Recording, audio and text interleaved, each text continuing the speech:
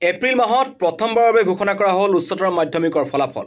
মাত্ৰ 44 দিনৰ ভিতৰত এবাৰ ফলাফল ঘোষণা কৰা হৈছে আৰু ফলাফল ঘোষণা কৰাৰ পাছতেই ইতিমধ্যে বোৰ্ডে এখন সংবাদমেল ঘোষণা কৰিছিল আৰু সংবাদমেলত তেওঁলোকে কৈছে যে বিগত বৰ্ষতকৈ সামান্য পৰিমাণে উত্তীৰ্ণৰ হাৰ কমিছে আৰু এইবাৰ কিছু নতুন নতুন ব্যৱস্থা কৰা হৈছে। বিশেষকৈ মাৰ্কশ্বিট আৰু চাৰ্টিফিকেট এবাৰ পৃথক নাথাকিব, একেখনেই থাকিব।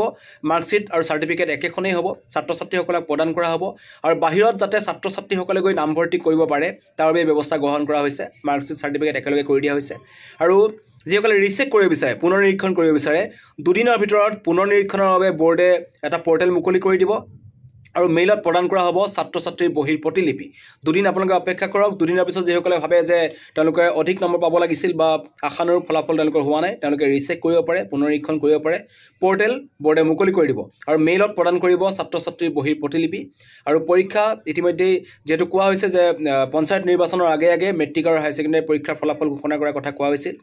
গতিকে 44 দিনৰ পিছতে কিন্তু ফলাফল ঘোষণা কৰা হ'ল আৰু ইতিমধ্যে দেখা পোৱা গৈছে যে বাণিজ্য শাখাত দক্ষিণ শালমৰা আৰু আমাৰ যি কলা শাখা আছে বাক্সা জিলা আৰু বিজ্ঞান শাখাত পশ্চিম কাৰ্বি আংলং জিলা শীৰ্ষত আছে।